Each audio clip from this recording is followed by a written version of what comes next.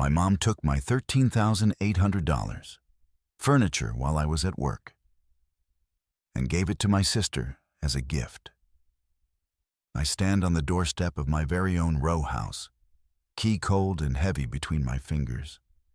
And for the first time in 32 years, I feel like I can finally breathe. The metal is smooth against my palm, solid proof that this place is mine.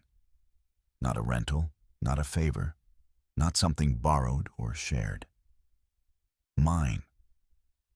I slide the key into the lock and turn it, listening to the satisfying click that sounds like freedom. The door swings open and I step inside, inhaling deeply. Fresh paint, clean walls, possibility hanging in the air like perfume. I close my eyes for just a second, letting the moment settle into my bones. This is what I've been working toward, what I've been saving for while everyone else spent their money on vacations and impulse buys. This is the reward for all those years of discipline. "Hello, beautiful," I whisper to the empty foyer, running my fingers along the newly painted wall. The texture is perfect, smooth and cool. I can already picture how everything will look. The furniture I spent weeks selecting, the decor I've been planning in my head for months. The life I'm finally going to build in a space that answers to no one but me. I walk deeper into the house, my footsteps echoing on the hardwood floors. And that's when the wrongness hits me like a fist to the stomach. I stop in the doorway of the living room and just stare, my brain struggling to process what I'm seeing. This isn't my furniture. Where my cream-colored sofa should be, the one I agonized over, comparing fabrics and reading reviews, there's a threadbare couch with stuffing poking through torn seams like infected wounds. The glass coffee table I ordered, the one with the elegant chrome legs, has been replaced by a scarred wooden monstrosity covered in water rings and scratches that look like they were carved deliberately. The matching end tables are gone, swapped for shelves that lean at dangerous angles, wood warped and split. I know this furniture. I've seen it before. It's Miranda's, my sister's cast-offs, the garbage she was talking about getting rid of last month. "What the hell?" I breathe, moving slowly into the room like I'm walking through a nightmare. The smell hits me then, rising from the upholstery in waves, mildew, something rotting. And underneath it all, the unmistakable tang of dried urine.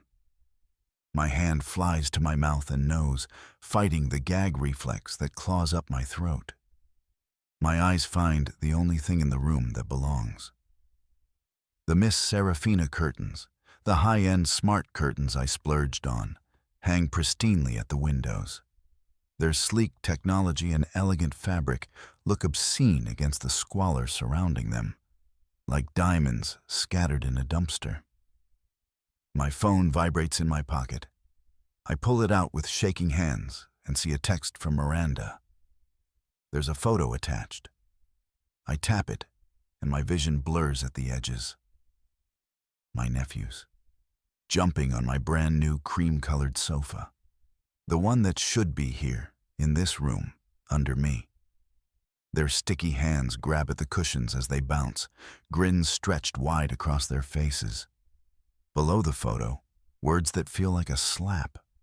"Thanks, sis." Mom said it was a housewarming gift for me.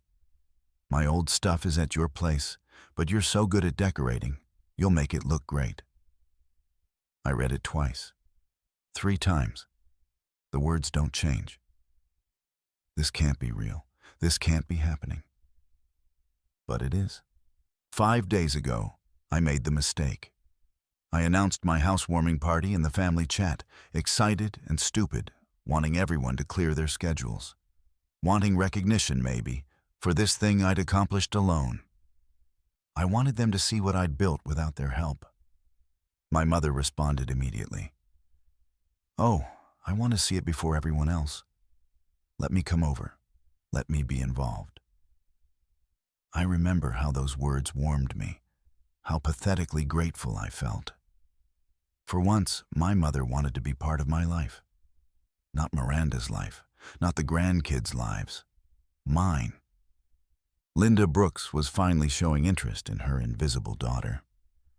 Then the furniture company called. Delivery scheduled for Friday morning, right when I had a client meeting I couldn't reschedule. I was panicking, trying to figure out how to be in two places at once, when my mother's voice cut through the static. "Let me accept it for you. I'll be there Friday morning." The solution seemed perfect. Too perfect, I realize now. I gave her the spare key without a second thought, trusting that this sudden maternal interest was genuine instead of tactical. Finally, I'd thought, handing over that key, my mom actually cares about me. What a joke. What a stupid, pathetic joke. I sink onto the filthy sofa, not even caring when dust rises around me in choking clouds. My hands are still shaking as I stare at the photo on my phone. The boys look so happy. Of course they're happy. They just got $13,800 worth of furniture, courtesy of Aunt Peyton, the family ATM. My phone buzzes again. Another text from Miranda. "The boys love the sofa. It's perfect for our place. Mom said you wouldn't mind. You're so independent anyway." Something inside me that's been bending for 32 years finally snaps. Not with a scream or tears, but with a sound like ice cracking. I feel it go, that last thread of compliance, and what rushes in to fill the space is cold and clear and absolutely done. I don't cry. I don't scream. I sit in the wreckage of my dream house and feel the truth settle over me like snow. I've spent my entire life being invisible to them. The practical one, the reliable one, the one who paid her own way through college while Miranda dropped out after one semester of partying. The one who covered Miranda's $1,200 credit card debt.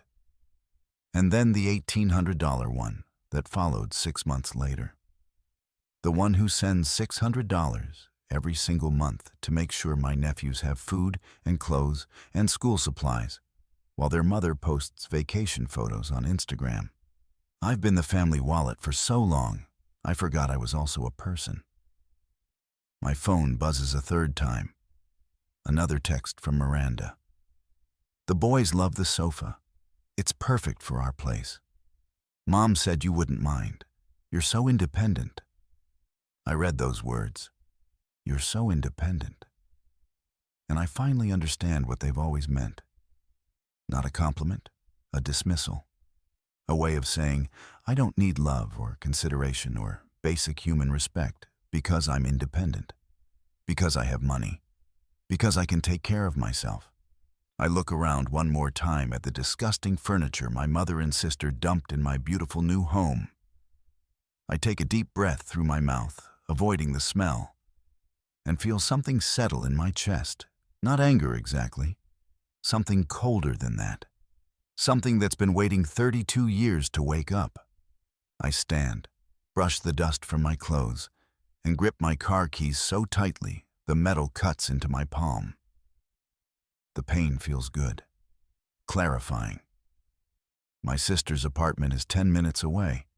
My mother is probably still there, the two of them laughing about how they pulled one over on practical, reliable Peyton yet again. My father is probably sitting quietly in the corner the way he always does, watching it all happen, doing nothing. Not this time. I stride back to my front door and don't bother locking it behind me. After all, there's nothing left worth stealing. I get in my car, start the engine, and point it toward Miranda's building. My hands are steady on the wheel. My breathing is calm. Inside my chest, that cold clarity grows sharper. This ends today. I thunder up the stairs to Miranda's second-floor apartment, taking them two at a time, my breath coming in short, angry bursts. When I reach her door, I don't knock. I use my spare key, the one she gave me, for emergencies. which has always meant emergencies where she needs me to pick up the kids because she's busy with some trivial nonsense. I've never said no. I love those kids too much. Well, this definitely qualifies as an emergency. I slam the door open so hard it bangs against the wall, and then I'm standing in the doorway staring at my living room transplanted into someone else's space. Every piece. The cream-colored sectional dominates Miranda's tiny apartment, pushed against walls it was never meant to fit between. The glass coffee table is wedged awkwardly under her crooked lamp. My end tables flank the sofa like confused guests at the wrong party. And there, perched on my sofa like a queen on a throne, sits my mother, Linda Brooks, calm as a photograph, sipping tea from a china cup. Miranda hovers nearby, and when she spots me, her expression shifts from surprise to something uglier. Defiance, like she's been caught but refuses to feel caught. What the hell is this? My voice doesn't sound like mine. It sounds like someone who's finally had enough. Mom sets her teacup down with exaggerated precision, the china clicking delicately against the saucer. Peyton, there's no need for that tone. No need? I step inside and slam the door behind me. You stole my furniture. We didn't steal anything, Miranda says, folding her arms across her chest. Mom said it was a gift. A gift? I can barely form words. I never... Peyton. Mom interrupts, her voice taking on that reasonable tone she uses when she's about to say something completely unreasonable. You live alone in that big house. Why do you need such expensive things? Miranda has 2 growing boys. I stare at her, my brain struggling to process the audacity. Because I bought them, with my money, for my house.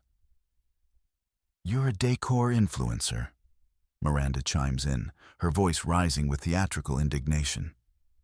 Just turn trash into treasure. That's what you do, right? Take my old stuff and make it look amazing for your followers. The words hit me like physical blows. They genuinely believe this makes sense. They genuinely think my profession means I should be grateful to receive garbage. You dumped your filthy, broken furniture in my brand new home, I say, slowly, carefully. That couch smells like urine. Mom gasps, pressing her hand to her chest like I've wounded her. Are you saying my grandsons aren't house-trained? They're not animals, Peyton. That's not... You're taking toys away from the kids, Miranda cuts in, her voice climbing to a pitch that scrapes my nerves. They love that sofa. Look how happy they are. On cue, my nephews step into view from the hallway, their eyes wide and uncertain. I see the script playing out, the one they've rehearsed my whole life. When confronted, transform into victims. Make it about the children. Weaponize guilt until the reasonable person backs down. I've seen this play 1,000 times. I've always backed down. This isn't about the boys, I say, struggling to keep my voice level. This is about you taking something that doesn't belong to you. We're family, Mom says, as if those 2 words explain everything, justify everything. Family shares. I take a step forward. Then why didn't you ask me first? Because you would have said no, Miranda replies, rolling her eyes like I'm being completely unreasonable. Yes, I would have. Because it's mine. Mom stands up from my sofa, smoothing her pants with deliberate calm. Peyton, honestly, this temper tantrum is beneath you. She looks at me with something like pity. You should just stop and go home to prepare for your photo shoot with Miss Serafina on Tuesday. Are you really going to miss that big opportunity just to stand here and fight over a sofa? The words slam into me and I freeze. Everything stops. My breathing, my thoughts, the angry words climbing my throat. How do you know about my photo shoot with Serafina? A flicker of something crosses her face. Surprise, maybe, or guilt. It's gone in an instant, replaced by practiced composure. You mentioned it, obviously. No. My voice comes out quiet, deadly quiet. I didn't.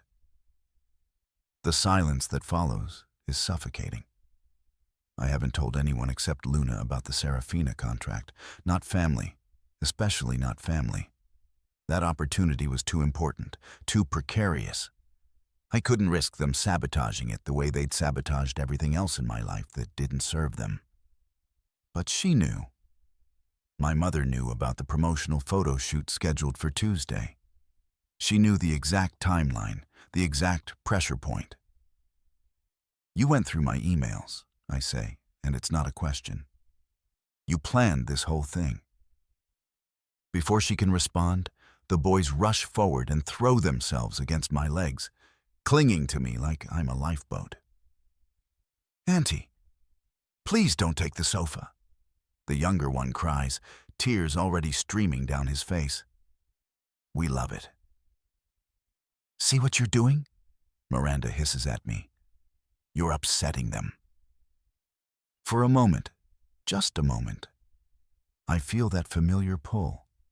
The guilt, the obligation, the voice in my head that says I'm being selfish, that family is supposed to sacrifice, that I'm hurting children over furniture. But then I look at my mother's face, and I see no remorse, no understanding, just calculation. She's watching me, waiting to see if the old tactics still work. I kneel down to the boys' eye level and gently place my hands on their shoulders. Sweeties, I'm not mad at you. I love you so much. But this is Auntie's property. Your grandma and mom took it without asking me. I keep my voice soft. You're always welcome in my home, and you can use my things, but not like this. The boys sniffle. Their tears reel even if the manipulation isn't theirs. I stand up, drawing myself to full height. From the corner of the room, my father speaks for the first time. I hadn't even noticed him sitting there, silent as furniture. Miranda, just give your sister her things back. His voice trails off as Mom shoots him a look that could freeze fire. He shrinks back into his corner like he always does, defeated before he's even begun. 35 years of marriage, and he still chooses the path of least resistance. I'll say it one more time, I tell them, my voice steady. Pack it up, or you will face the consequences. Miranda steps forward, her expression ugly with contempt. You dare? What are you gonna do? My hand moves to my phone in my pocket. What am I going to do? I pull it out and dial 911. What are you doing? My mother's voice rises to a shriek. Her teacup crashes to the floor, shattering. Yes, I'd like to report a theft, I say into the phone, my voice calm and clear. Each word comes out precise, steady. Robert, my mother screams, do something! She's calling the cops! My father steps forward from his corner, his hand raised as if to stop me. For a moment, he's not the silent observer, but the enforcer my mother has always wanted him to be. I lock eyes with him. Dad, don't. Something passes between us, some quiet understanding that's been building for 32 years. I watch the conflict play across his face.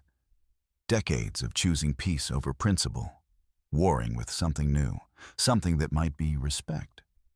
Slowly, his hand drops. He retreats back to his corner, shoulders slumped in defeat. He's made his choice. The same choice he always makes.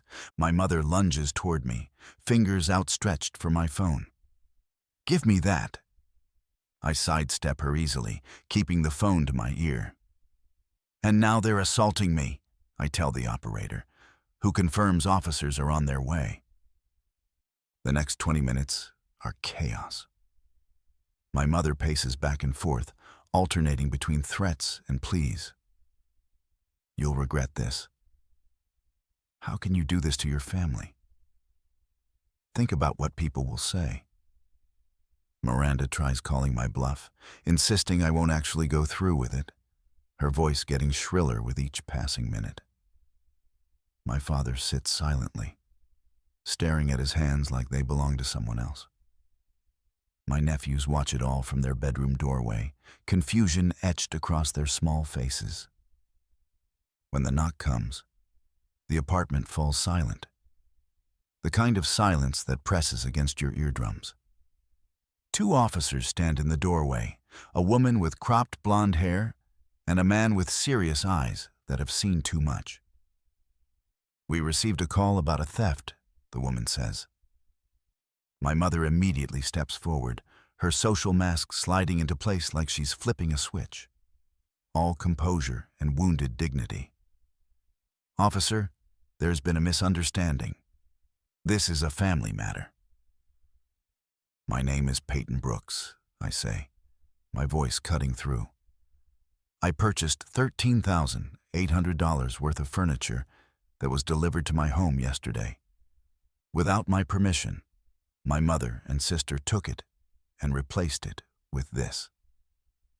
I pull up the photos on my phone, the filthy, broken furniture now sitting in my living room where my dreams should be. Do you have proof of purchase?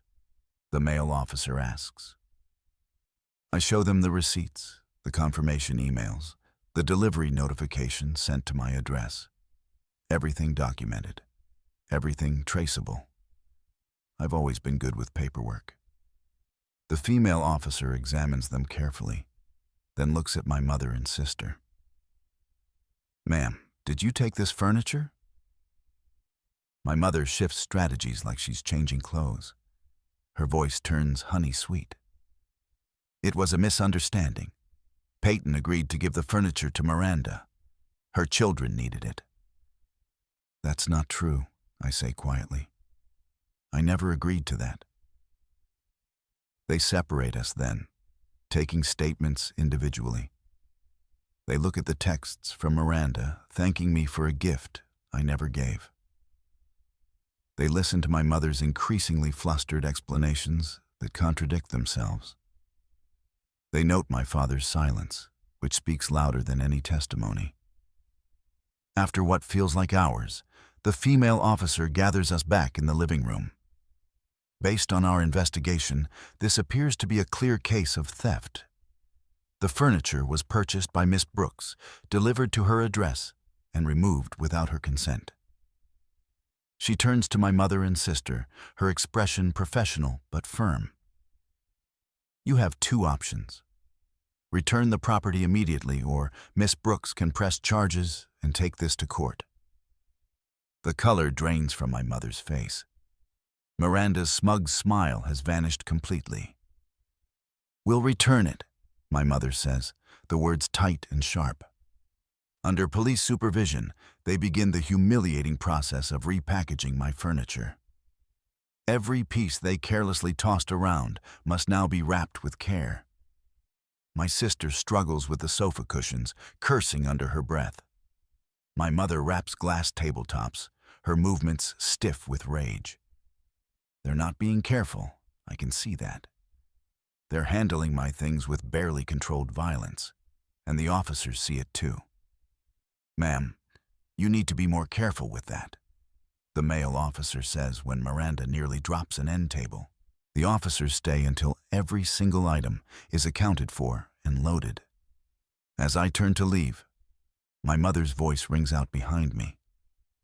Don't you ever show your face in this house again. I pause at the door, turn slightly, and meet her eyes. That's the best thing you've said all day. I hold her gaze, letting 32 years of suppressed truth rise to the surface.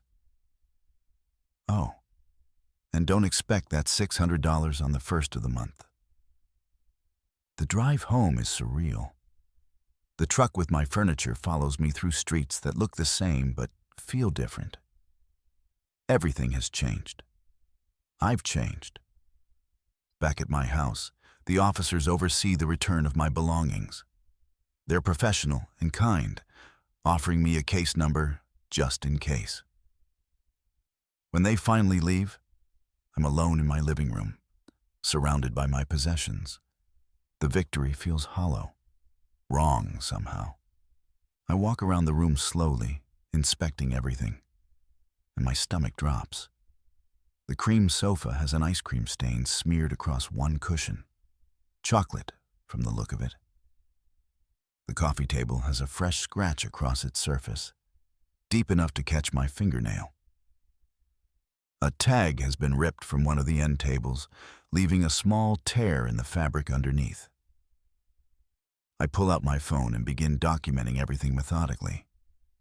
Videos of the entire room. Close-up photos of each imperfection, the stain, the scratch, the torn tag. Evidence. Always evidence. I'm not sad. I don't have time for sadness. That's a luxury I can't afford right now. I call an emergency sofa cleaning service, wincing at their weekend premium rate, but agreeing immediately. The stain needs to be gone before Tuesday's photo shoot with Miss Serafina. Everything must be perfect. My career depends on it. My future depends on it. The weekend passes in a blur of frantic preparation. Luna arrives Saturday morning, her arms full of groceries and cleaning supplies and fierce, protective love. "You called the cops on your mom?" she says, setting everything down on my kitchen counter. It's not a question, but a statement filled with awe. "You actually did it." "I had to," I reply, positioning throw pillows to hide the slightly darker patch where the stain had been. The cleaning service did their best, but some things leave marks, no matter how hard you scrub. "I'm proud of you," Luna says quietly, and I have to blink back tears because I can't remember the last time someone said that to me. We work together, transforming my house into the showcase it needs to be. Adjusting furniture, perfecting angles, making everything look effortless when we both know how much effort it takes. By Sunday night, everything looks perfect. I've just stepped out of the shower, my hair dripping onto my shoulders, when I notice my phone blinking with notifications on the bathroom counter. 3 missed calls from Miss Serafina, 5 from Luna. My stomach drops. That sick feeling of dread you get when you know something terrible has happened, but you don't know what yet. I unlock the screen with shaking hands. There it is, Miranda's newest social media post. A photo of the old, filthy furniture they dumped at my place. The threadbare couch with stuffing bleeding out. The scarred table, the crooked shelves. And behind it all, perfectly elegant and damning, Miss Serafina's high-end smart curtains hanging in the windows.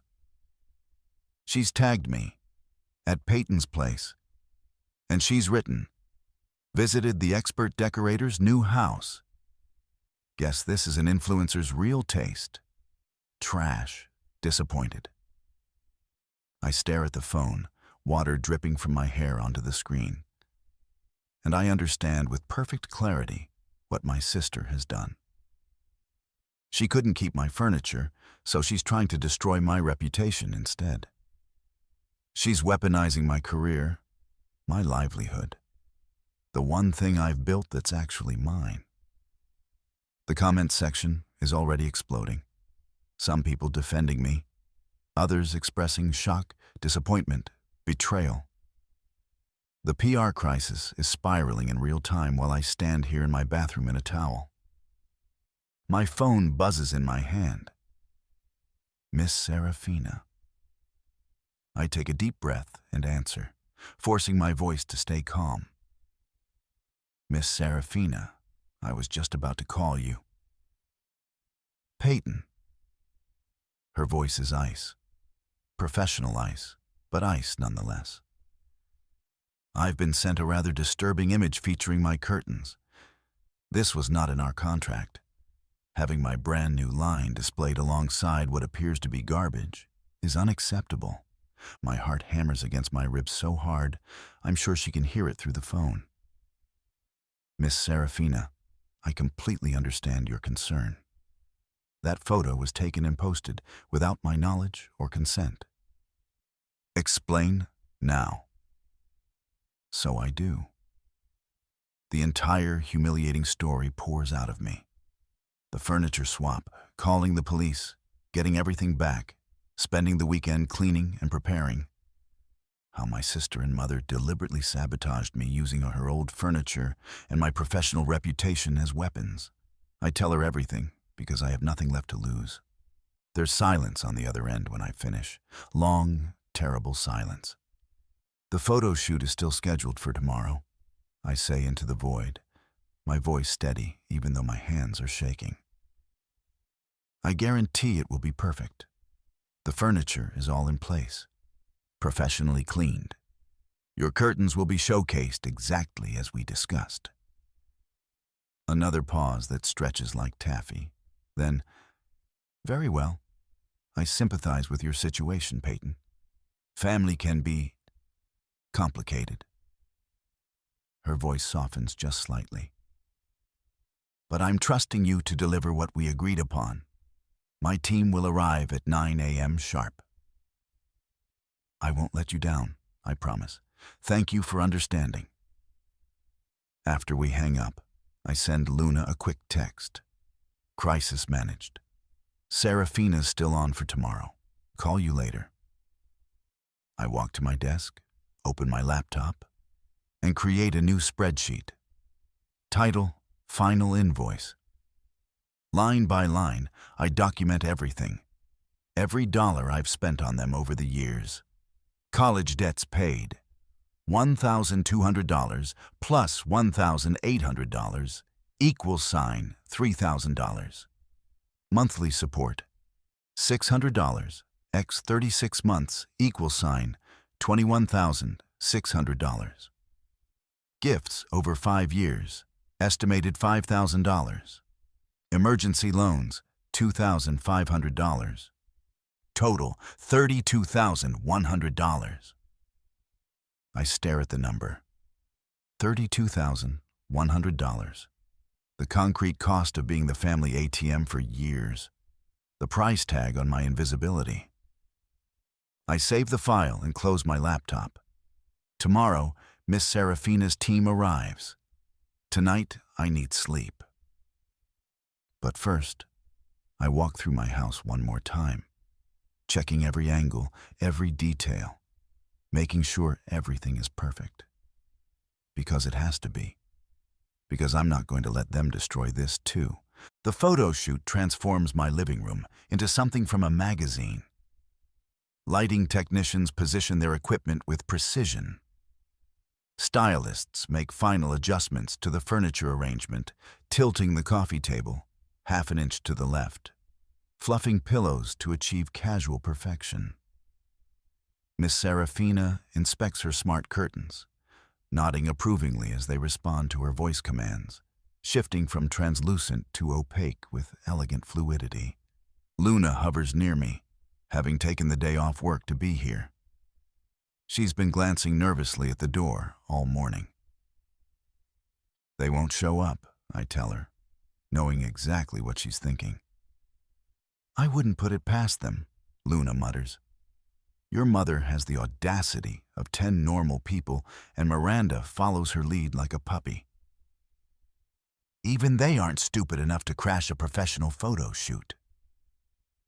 The photographer positions me on my pristine cream-colored sofa, the very one my nephews jumped on in Miranda's apartment. Now it's immaculate again. The cleaning service earned every penny of their premium rate. Not a stain in sight. Perfect, the photographer says, adjusting my position slightly. Now reach toward the curtains, as if you're about to adjust them. I follow his direction, extending my arm gracefully toward the smart curtains. The camera clicks rapidly, capturing the moment from multiple angles. "These are stunning," Miss Serafina says, reviewing the first batch of shots on the photographer's laptop. "Absolutely perfect." 4 hours later, we have dozens of gorgeous images showcasing both my decorating talent and Miss Serafina's innovative curtains. The living room looks like a design magazine spread, elegant, inviting, and nothing like the trash heap in Miranda's vindictive post. After everyone leaves, Luna and I collapse on the sofa with glasses of wine. "You did it," she says, clinking her glass against mine. Crisis averted. Serafina seemed thrilled. She was. I take a long sip, feeling the wine warm my chest. "We're releasing the photos tomorrow morning across all platforms. That'll bury Miranda's pathetic attempt at sabotage." Luna grins. "I love it when you get ruthless." After she leaves, I return to my laptop and open the final invoice spreadsheet. I attach it to an email addressed to my mother, father, and sister. Subject: Final invoice. Payment not expected. The message is brief. "This is what being the family ATM has cost me over the years. Consider this my formal notice that the ATM is permanently closed.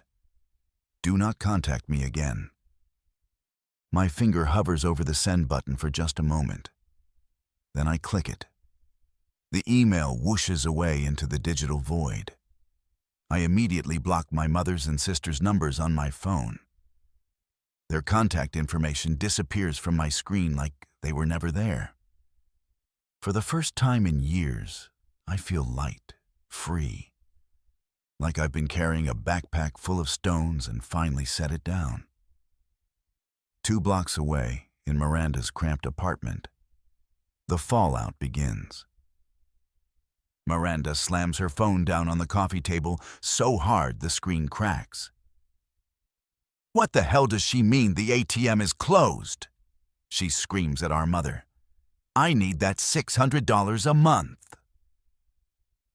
Linda paces back and forth across the living room, her face flushed with rage.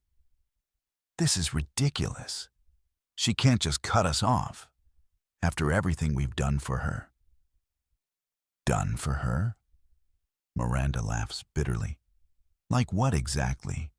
You've never done anything for her except take—" "Watch your mouth," Linda snaps. "This is your fault. If you hadn't posted that stupid picture—" "My fault? It was your idea to switch the furniture. And now she's blocked both our numbers."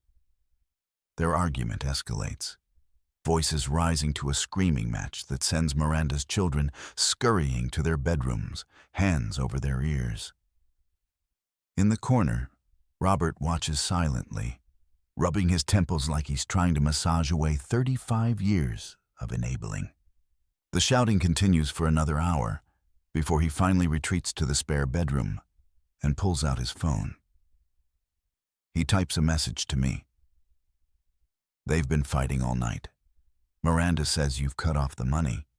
Maybe you should reconsider. For the boys' sake."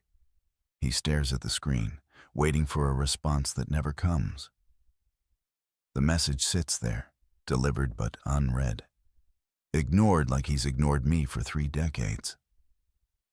3 months pass. 92 days since I sent that final invoice. 92 days of blessed silence from my mother and Miranda. No texts begging for money. No calls guilt-tripping me about family obligations.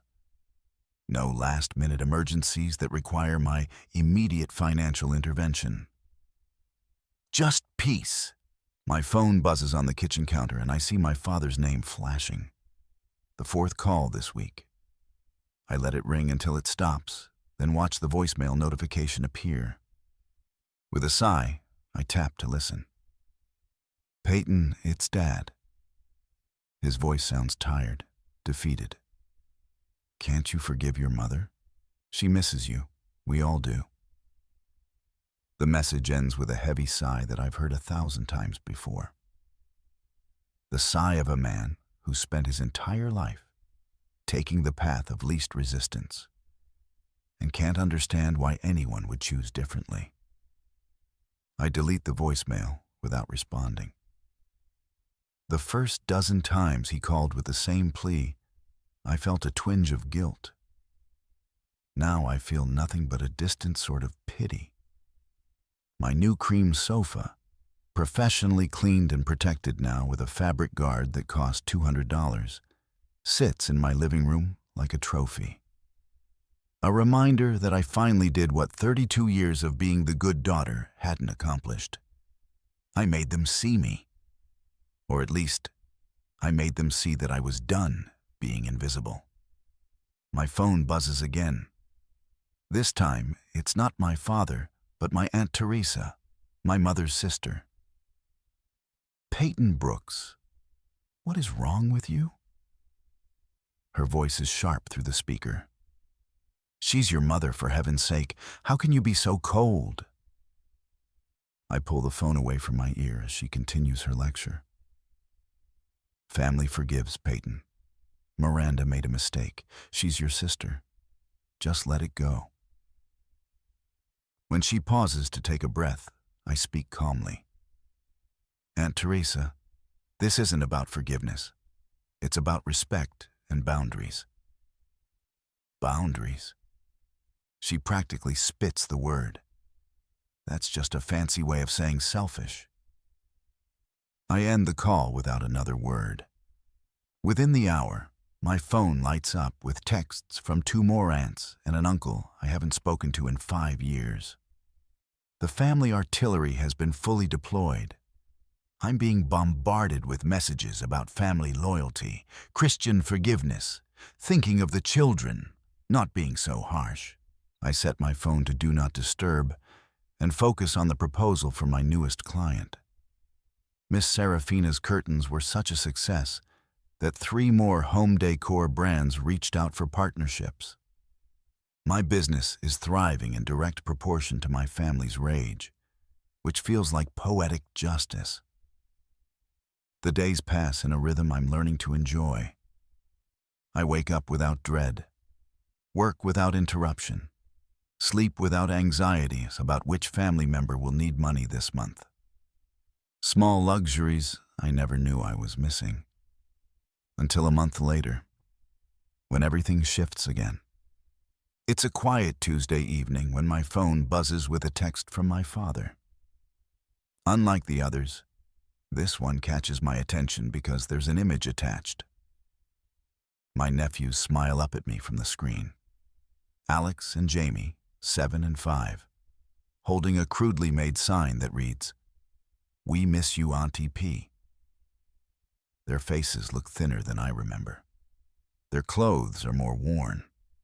The apartment behind them is messier, darker somehow. My father's message reads, "The kids really miss you and want to visit." I stare at the photo, my heart tightening in my chest. This is the test I've been dreading. The children are innocent in all this, but they're also the ultimate manipulation tool. I calculated that $600 monthly support in my invoice for a reason. It was never really about the money. It was about setting a boundary, drawing a line, saying no for the first time in my life. But looking at their faces now, doubt creeps in like smoke under a door. Has cutting off that money actually hurt them? Are they going without because of my stand against their mother? Am I punishing children for their parents' sins? I pick up the phone and, for the first time in 4 months, I make a call to my family. My father answers on the first ring. "Peyton." His voice is cautious, hopeful. "I got your text," I say, keeping my tone neutral. "I miss the boys too." The line goes quiet for a moment. I can hear him breathing, calculating. Then he exhales slowly. "Does this mean—" I have conditions, I interrupt. I'd like to see them. You can bring them to my house for the weekend. I take a deep breath. Just you and the kids. Mom and Miranda are not to come. That's my condition. Non-negotiable. Another long silence follows. I can almost hear him weighing his options, running through the arguments he could make, considering whether to push back. Robert? I prompt, using his first name deliberately. They really do miss you, he says finally, sounding defeated. Or maybe relieved. It's hard to tell. I know, and I miss them, but my terms aren't negotiable. He hesitates, and in that pause I prepare myself for another rejection, another guilt trip about how I'm tearing the family apart. Okay, he says finally. The word comes out quiet, resigned. This weekend? Saturday morning? Victory floods through me, sweet and sharp and unexpected. Saturday morning is perfect. I'll make pancakes. That Saturday, I'm up at 6 a.m., preparing the boys' favorite foods. Dinosaur-shaped pancakes for Jamie, chocolate chip ones for Alex. I've bought them each a small gift. Nothing extravagant, just books I know they'll love. Science fiction for Alex. A picture book about dinosaurs for Jamie. When the doorbell rings at 9, I find my father standing there with two excited boys bouncing beside him like puppies. "Auntie P!" they shout in unison, launching themselves at my legs. I kneel down, hugging them tight, breathing in the scent of their shampoo. I've missed you monsters so much. My father stands awkwardly at the threshold until I nod for him to come inside. He looks older than I remember. The lines around his eyes are deeper. His hair is grayer. He moves carefully, like someone who's been injured and is still learning to trust his body again. The day passes in a blur of pancakes and board games and stories. The boys don't mention their mother or grandmother once, which tells me they've been coached. But their laughter is real. Their hugs are real. When Jamie falls asleep against my side during a movie, his small hand gripping my shirt, I feel something crack open in my chest. Sunday afternoon arrives too quickly. As the boys gather their things, my father pulls me aside in the kitchen. "You know," he says quietly, eyes on the boys in the living room. "Since you did that, Miranda has changed." I raise an eyebrow, skeptical. Changed how? He rubs a hand over his face, and for a moment, he looks exhausted. She had to get off social media for a while. The backlash from that post. He clears his throat. And she's had to get a second job to support the kids. I wait, not saying a word. Let him finish. The important thing is, he continues, meeting my eyes. Instead of worrying what people think, she's living in reality and focusing on her kids for once. The two of them are happier now. The irony isn't lost on me. My act of self-preservation forced Miranda to become a better mother. "And Mom?" I ask, unable to help myself. His expression darkens. She doesn't understand. Probably never will. Then he does something unexpected. He looks at me directly, without flinching, for perhaps the first time in my entire life. "But I do. You were right to do what you did." The admission staggers me. For 32 years, my father has been Linda's silent shadow, never contradicting, never standing up to her, never choosing a side. And now, here in my kitchen, he's acknowledging that I, not my mother, was right. As they leave, I press containers of food into his hands, leftovers from the meals we made together. "For the boys," I say, He nods, understanding passing between us without words. Same time next month? I'd like that, I reply. I watch them drive away, standing in the doorway of my home. My beautiful, peaceful home, with its cream-colored sofa and Miss Serafina's smart curtains. The home I defended. The home that's truly mine. 6 months later, everything has changed, and nothing has changed. I sink into my cream-colored sofa, running my fingers along its pristine fabric. No stains, no tears. Just perfect, like everything else in my house now. The scuff mark from that terrible week has been professionally repaired. You can't even tell it was ever there. More wine?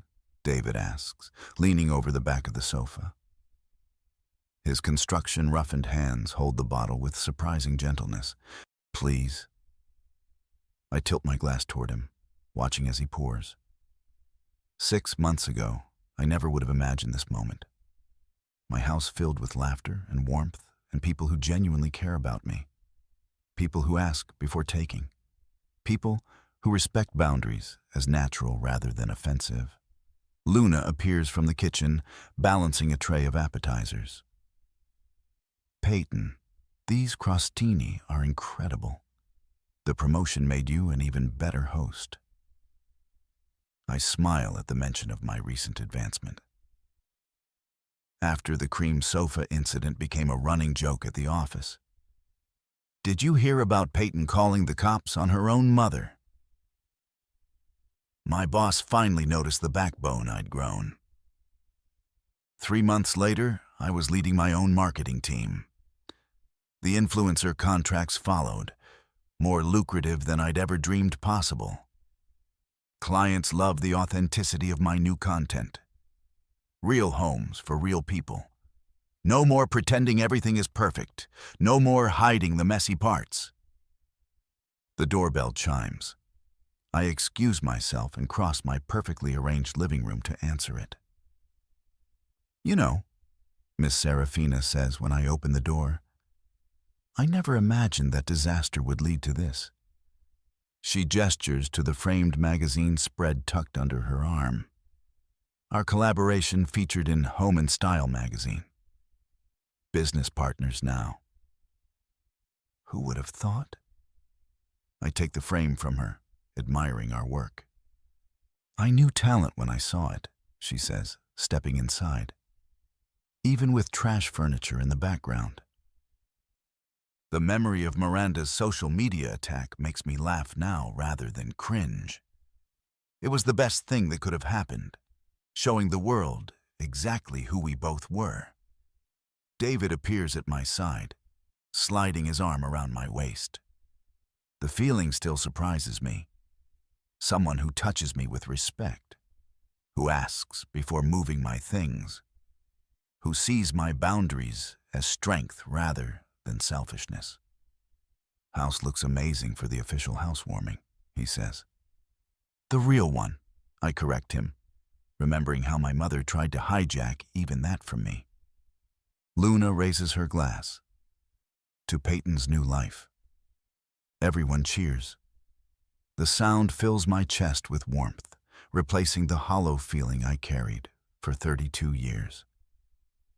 Later, when only Luna, David, and Serafina remain, I find myself back on the cream sofa, the same one that was stolen, stained, and professionally cleaned. What was once evidence of my family's betrayal has transformed into a symbol of my freedom. You know, Luna says, curling up beside me, I've never seen you this happy. I nod, unable to deny it. Turns out family isn't an excuse to abuse, steal from, and manipulate someone. Speaking of family, David says cautiously, how are the nephews? My smile doesn't falter. Dad brought them over last weekend, our monthly visit. We built that ridiculous fort they've been obsessing about. I sip my wine. No Miranda, no Linda, no manipulation. Just the boys and the aunt who loves them. On my terms. They're good? Serafina asks. Better, actually, I answer. Dad says Miranda's second job has given her some perspective. She's different now. Not perfect, but different. My phone buzzes. A text from Dad. Boys made you something at school. Can we drop it by tomorrow? I type back, yes. 2 p.m. works. Just you and them. David notices my expression. Everything okay? Perfect, I reply. And I mean it. When everyone has left, David helps me clean up. We move around each other with comfortable rhythm, the kind you develop when you actually listen to each other, when you respect boundaries instead of testing them. I've been thinking, he says, stacking the last plate. That vacant lot next to the community center. It would make a great space for a playground. You thinking of designing it? I ask. We could do it together. Your eye for design, my construction knowledge. The we doesn't scare me anymore. Neither does the idea of building something new, something that will last. I look around my beautiful home, truly mine now, filled with new memories that have nothing to do with theft or betrayal. And I feel the last piece of my heart unlock. I'd like that, I tell him. I'd like that very much. I stand at my window, looking out at the street where I once stood with a key in my hand, thinking I was finally free. I didn't understand then that freedom wasn't about owning a house. It was about owning myself, about learning to say no, about understanding that being the family ATM didn't make me generous. It made me complicit in my own exploitation. My phone sits silent on the coffee table. No desperate texts, no guilt-tripping calls, just silence, which used to terrify me and now feels like peace. Luna once asked me if I regret calling the cops on my own mother. I told her the truth. I regret that it took me 32 years to do it. The cream-colored sofa sits beneath me, perfect and whole. It cost $13,800. But that's not what makes it valuable. It's valuable because I fought for it, because I refused to let them take it, because it reminds me every single day that I'm worth fighting for. My mother hasn't spoken to me in 8 months. Miranda sends the occasional passive-aggressive message through my father, which he's learned not to deliver. And my father, quiet, conflict-averse Robert, shows up once a month with the boys and never overstays his welcome. Never makes demands, never makes excuses. It's not the family I wanted, but it's better than the family I had. I pour myself one last glass of wine and sink back into my sofa, letting the day settle around me. Tomorrow, I have a client meeting. Next week, David and I are submitting the playground proposal. Next month, the boys are coming over for their birthday celebration. Just them, just us, just the way it should be. I close my eyes and breathe in deeply. The house smells like fresh flowers and possibility, like freedom, like finally coming home to myself after 3 decades of living in someone else's idea of who I should be. The key is in my hand again. Not the physical key, but the understanding that I hold the power to lock and unlock my own life. To choose who gets to come inside. To protect what's mine. And this time, I'm not letting anyone take it from me.